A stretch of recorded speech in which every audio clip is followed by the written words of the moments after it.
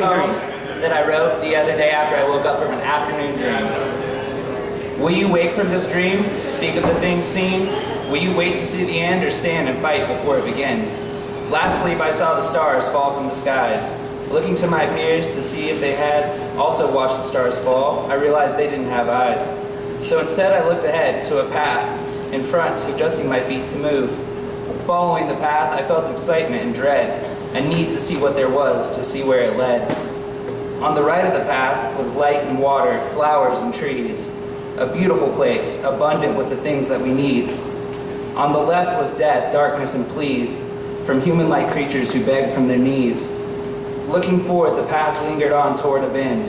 I couldn't see the light, stayed to the right, and as I took a left, the horror creeped in. From the darkness, twisted and gnarled, a hand grabbed my leg. Words emerged from what seemed like a head, and as it spoke, this is what it said. "Does this place look familiar? Do you know where you are?" In response, I stammered, "I do not, for I cannot see without stars." "The light is gone," said the voice, "and so are the stars. You must adjust, or surely you won't get far."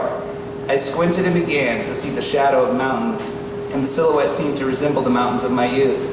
I heard the voice say, "Now do you know, or is your sight in the way?" I said, "I am home, but something has changed. These are my mountains, but why are there so many dark clouds and no rain?" Without answer, I felt the creature's grip slip and continued down the dark path at a gentle pace, looking for another in the depths of the dark, trying to see a normal face. Strangely, this is when the darkness began to fade. What could be seen was more than a dream.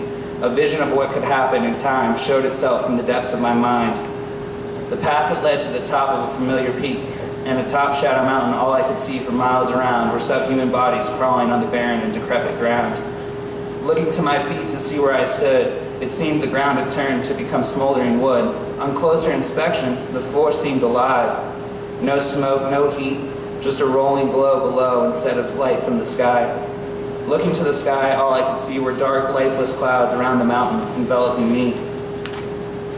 So I sat and wept for the death of the beauty that once beheld this mountain, closed my eyes and thought deeply on the days of my youth, for the image of the vision had been too much truth.